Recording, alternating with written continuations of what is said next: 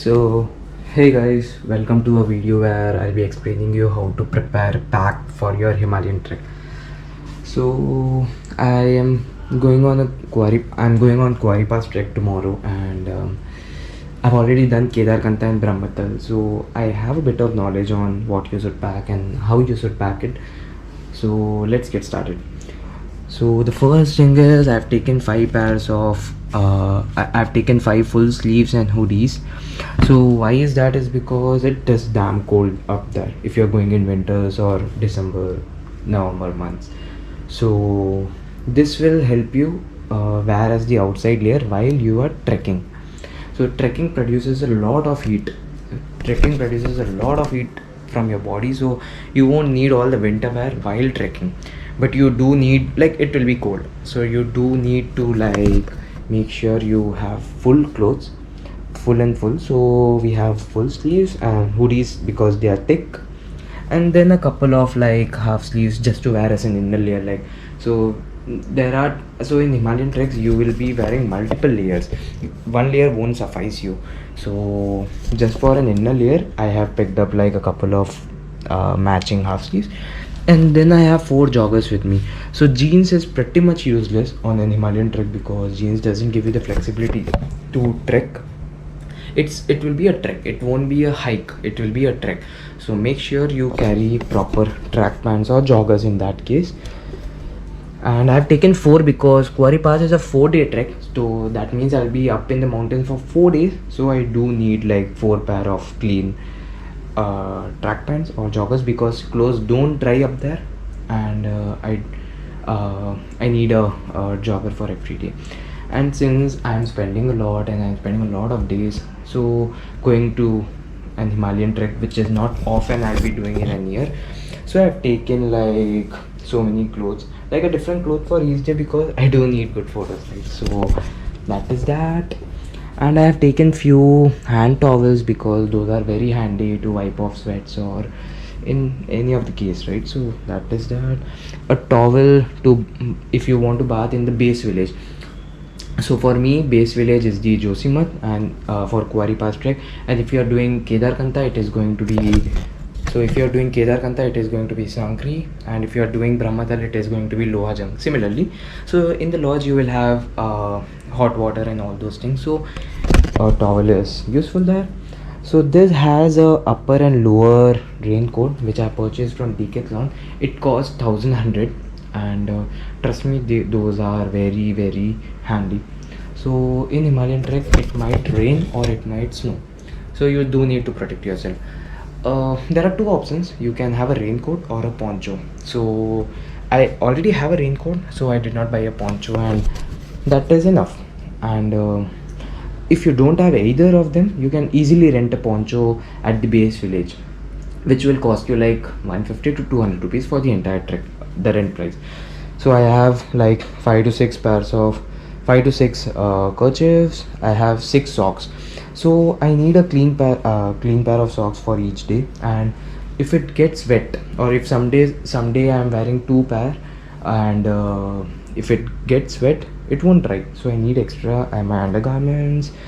So I have a waist pouch to carry my phone or other immediate snacks kind of stuff, and I have a waterproof rain mobile cover. This is super cheap, but this is super efficient. So if rainfall is happening and your water or snowfall, and your phone is not waterproof or water resistant, you can have these, and this is going to help you click photos and videos very easily without getting your phone affected. And I've tested it in the monsoons of Goa, so I'm pretty sure this will work. It hardly costs like 50 rupees, I think, for me. And this is a day pack. So basically, on any of the treks you go, like Brahmatal or Kedarkantha, or for my example Kuari, there will be a day where you will be going to the summit and coming back to the campsite. So on that particular day, you will start early, you will go to the summit, and you will come back by lunch. No, not lunch, you will come back early evening. So you do need to carry your food and a water bottle up there. So for that I have a day pack, because you will keep all these stuff at the campsite and you'll only take this bag which with necessities up. so you need a day pack. This is a sun cap, so you definitely need a sun cap because the sun shines so brightly up there.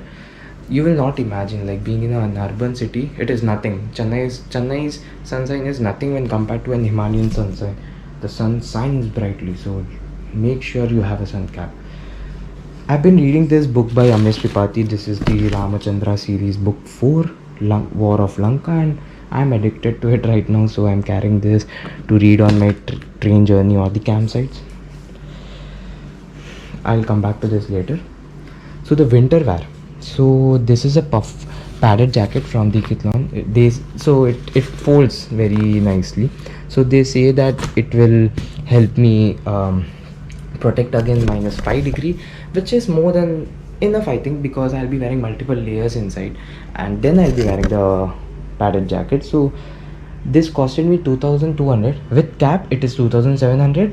And there is another jacket, like, which is water repellent also. You can get that for 3,000. So probably if you're buying new, that is a very nice option because it is -10 degree protection, water repellent, wind cheater, and yeah, basically it has cap also, so it is very nice. This is thermals, upper and lower thermal, full sleeves. We need this because when you reach the campsite, your body starts to cool down, and that is when you feel the real coldness of Himalayas. So at that point you need to wear thermals as your inner layer, the innermost layer. On top of that, you will be wearing all your t-shirts, hoodies, jackets, whichever you want. So you need that to keep your body warm. Basically a thermal will trap your heat, trap your body heat inside, so it will help you sleep, it will keep you warm. This is again woolen gloves, and I don't have woolen socks right now, it is inside the bed. But basically your limbs are the weakest point, so you have to protect them against cold, and you need woolen. Everything woolen is for protection during at the campsite, or when you're sleeping. This is a fleece jacket I bought from Decathlon. It costed me 600, and it is a very nice jacket to wear during the trek.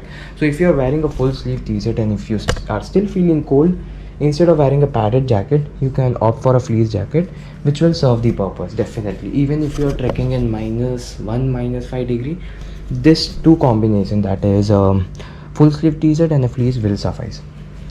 This is a hiking pant, so this is kind of water repellent. And so what I'll be doing is I'll be wearing a jogger or a track pant, and on top of that I'll be wearing my hiking pants, because the hiking pants will protect me against the if I fall, I will not hurt myself that much if I only wear a jogger.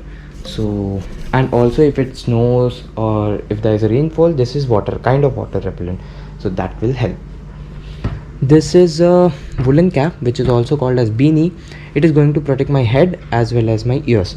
So again, the exposed part of your bodies are to be protected, and this is going to help me protect against the cold. This is a neck warmer, so I'll be wearing it, I'll be putting it from the top. It will protect my neck, as well as I can pull it up to protect my mouth and nose. So against the exposed parts, can be protected against the dust, the sun, and the cold. Wear your the woolen gloves, because it can easily get wet due to sweat, or if it rains, or if you fall on a wet surface or snow.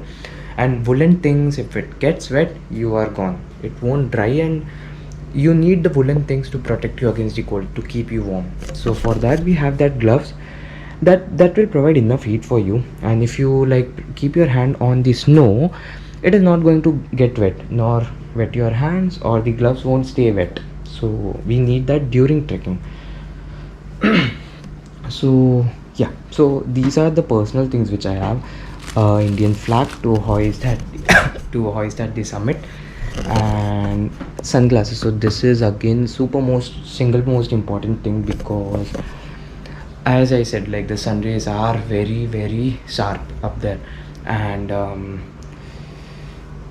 yeah, the snow is very reflective surface. So okay, so when you're trekking in a field which has proper snow cover, and if you don't wear your sunglasses, there is a high possibility you might get snow blinded. And if it is not treated or healed, you might get permanently blind. You might become permanent blind. You might have a permanent blindness. So we need a sunglasses, tinted. The better one, the other polarized, because they stop all the harmful UV rays. So that, this is my new GoPro cover, and this is my GoPro 8 which I have bought recently for vlogging, and the extra memory cards. I have my DJI Mini 2 drone which I am very excited to fly on the Himalayan Trek, and a ultra wide lens for my phone, a tripod, and my Canon 200D Mark II. All these are personal items, obviously those are optional. These are the rejected pair of clothes. And so this is my trek bag. So this is a Trevok 85-liter bag. This is such a nice bag, like it costed me 2150 after offers. It has chains here, it has chains here, and above one, and you have more on the waistbands, you have a chest protection, you have padded bags, you have a rain cover, and you have a chain here. You have a front loading, so that is quite convenient, and you have a top loader. So this is very much suffice, and if you are carrying your own tent, you can easily put it up here and protect it with these clips. So that, and I'll be carrying a duffel bag because I'll be staying 2 days, one day in Delhi and one day in Rishikesh. So I have my extra pair of clothes, blanket, my train wear, and all those things will go inside that duffel bag, and I will keep it down at the base village because I will not be carrying it up. It is not needed up there, right? And any extra weight you carry on your back for 4 days, it's going to kill you. So don't. There are no power sources up there, so I have power banks, and since I have a lot of electronics, I have a 20,000 mAh power bank and a 10,000. It is going to suffice me. I have few of my toiletries and medicines. So the most important medicines are having a spray, having a spraying cream, spraying gel, any kind of like painkiller balms you like take those, sunscreen because you have to protect your skin, and you are going to get very dry. Your skin is going to get very dry, so have moisturizers. You have a toothpaste, you have face wash because you cannot bath up there. There is no facility to bath up there, and you won't even bath up there, so you won't even wash your face. It is going to be that cold. But anyway, have a face wash if you need it, and few more medicines like for headache, for cold, some bandages, and have a lip balm because your lips will get dry. So have a lip balm and use it daily. Some toiletries for my Delhi Rishikesh stay, and that is I think pretty much that. And since I have a sprain, I am wearing a knee band and I will be taking this up. So it is something nice, you can have it as addition, because if you sprain your knee, this will be quite helpful. And this is a knee, again a cover for knee which I'll be using because I have cramps on my knee. So yeah, pretty much damaged body. And you need plastic covers because any of the clothes or socks you have wore and it is wet or not, it might be smelly, so have that. And yeah, basically you can put your used clothes and socks in that. And then there are few more things. So you need your trek shoe, and I have my trek shoe outside, so I'll just pack it up. You need slippers because when you are at the campsite, wearing a shoe, opening it, getting inside the camp, getting outside is little hectic. Have a slippers, wear woolen socks and wear slippers. So that is a very easy solution. And you need a trek pole to support you on the trek, so that I'll be like renting it out. And even trek shoe you can rent it, and I'll put a list what you can rent and what will be the approximate price for it. And few more stuff are like having small day packs of dried fruits, which I'll show it down here. Why? Because every day on the trek you will need to energize yourself. There are going to be moments where you are not going to feel, you are going to feel low on energy. So dry fruits or energy bars are very good energy providers, so have that with you, and keep munching as in when you feel